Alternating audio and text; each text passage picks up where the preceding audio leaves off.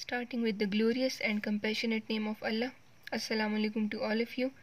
Dear students, hope you did the previous homework. We are going to check all the homeworks inshallah very soon. So we are going to do the remaining written work of unit number 4, poem The Daffodils, written by William Wordsworth. Open up your notebooks of English A please. Topic Stanza Comprehension, page 34.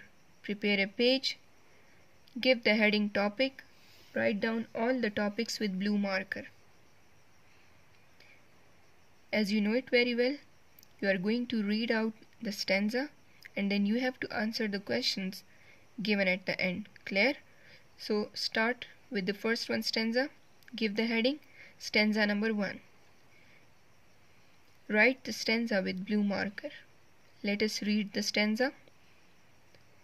I wandered lonely as a cloud that floats on high o'er vales and hills, when all at once I saw a crowd, a host of golden daffodils, beside the lake beneath the trees, fluttering and dancing in the breeze. Let us answer the questions collectively. Practice all these questions by yourself as well. It will help you out in attempting and taking the exam, attempting the paper. Clear? After writing the stanza with blue marker, give the heading questions answers and then write down the first one question that is related to the first one stanza. Question 1. Who was wandering all alone? Yes, tell me, who was wandering all alone? Come towards its answer. The poet was wandering all alone. Who is the poet? William Wordsworth. Clear? Now question number 2. What did the poet see at his first glance? पहली ही झलक में, पहली ही नज़र में poet ने क्या देखा? जी, what did he see in the first glance? The poet saw a crowd of golden daffodils at his first glance. Clear? Then question number 3. Where did he see the golden daffodils? Gul-e-Nargis, sunehri Gul-e-Nargis. Where did he means whom? Poet. शायर ने सुनहरे आबी नरगिस या गुल-ए-नरगिस कहाँ पर देखे?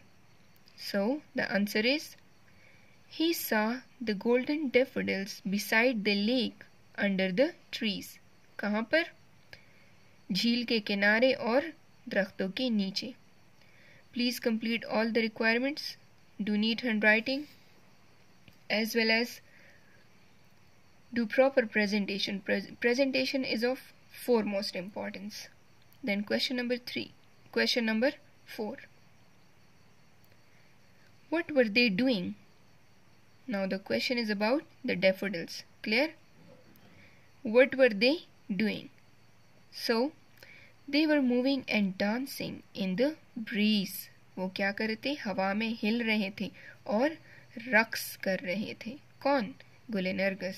Clear? A crowd of golden daffodils. सुनहरी गुल-ए-नरगिस का हजूम क्या कर रहा था? They were moving and dancing in the breeze. Clear? Now question number 5. Write the name of the poet. The name of the poet is William Wordsworth. Then question number 6. Write the theme of the poem.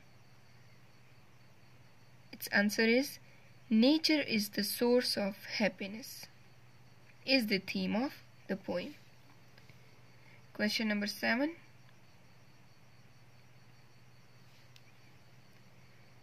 Name the figure of speech used in the first line of the stanza. So that is, which one is the first line of the stanza? I wandered lonely as a cloud. Clear? As is used over there. So simile figure of speech is used in the first line of the stanza. Clear? Question number 8. Which figure of speech is used in the fifth line of the stanza? So that is alliteration. If you remember, I taught you alliteration in Hope is the Thing with feathers as well. So please relate it over here. Alliteration figure of speech is used in the fifth line. Question number 9. Name the figure of speech in the last line of the first stanza. So, personification is used in the last line of the first stanza. So we discussed personification as well. Clear? After finishing the comprehension of first one stanza, please prepare a new page. Give the heading stanza number 2. Let us read it.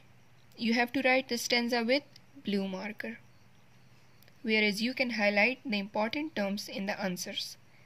Continuous as the stars that shine and twinkle on the Milky Way, they stretch in a never-ending line along the margin of a bay. 10,000 saw I at a glance, tossing their heads in sprightly dance. So now we are going to answer the questions. Give the heading questions answers. Question 1. How were the daffodils shining? How were they shining? They were shining continuously like stars in the Milky Way. वो सितारों की तरह मुसलसल चमक रहे थे, जो कि मिल्की वे गैलेक्सी कहकशां में क्या कर रहे होते हैं? चमक रहे होते हैं. Question number 2. Where do stars twinkle? अब सितारे कहाँ पर चमक रहे होते हैं? Stars twinkle in the Milky Way. Clear? कहाँ पर? कहकशां में चमक रहे होते हैं. Now question number 3. With what does the poet compare the daffodils? Poet गुलेनर्गस को किस चीज़ के साथ कंपेयर करता है? उसका मुआवजा किस चीज़ के साथ करता है? So the answer is the poet compares the golden daffodils with the stars. किस चीज़ के साथ? सितारों के साथ उसका मुआवजा करता है, कंपैरिजन करता है. क्यों? क्योंकि पोइट को लगता है कि वो भी स्टार्स की तरह शाइन कर रहे होते हैं, चमक रहे होते हैं मुसलसल. Now question number 4. Why does the poet connect daffodils with stars? अब क्यों वो इस तरह करता है? So, he does so because the daffodils were as sparkling and countless as the stars that shine and twinkle in the galaxy. Clear? This is so simple. वो भी सितारों की तरह मुसलसल चमक रहे होते हैं और उन्हीं की तरह काउंटलेस थे, बेशुमार थे. Clear? Question 5. How many flowers were there? कितने फूल थे अंदाज़तन? There was a long belt of about 10,000 flowers. कितने थे? 10,000. Clear? Now come towards question number 6. What were the flowers doing? They were tossing their heads in sprightly dance. अब वो खुशी से नाच रहे थे और उस खुशी से रक्स कर रहे थे और उस रक्स में वो अपने सर हिला रहे थे. Clear? Question number 7. Which figure of speech is used in the first line of the second stanza? अब second stanza के first line में कौन सा figure of speech used हुआ है? The poet has used simile in the first line. Clear? Identify the figure of speech in the last line of second stanza. So that is personification is used here. Clear? In the last line of the second stanza, personification is used over here. Clear? So this is the end of our today's lecture. Please learn all the questions, practice them that we have done today. Clear?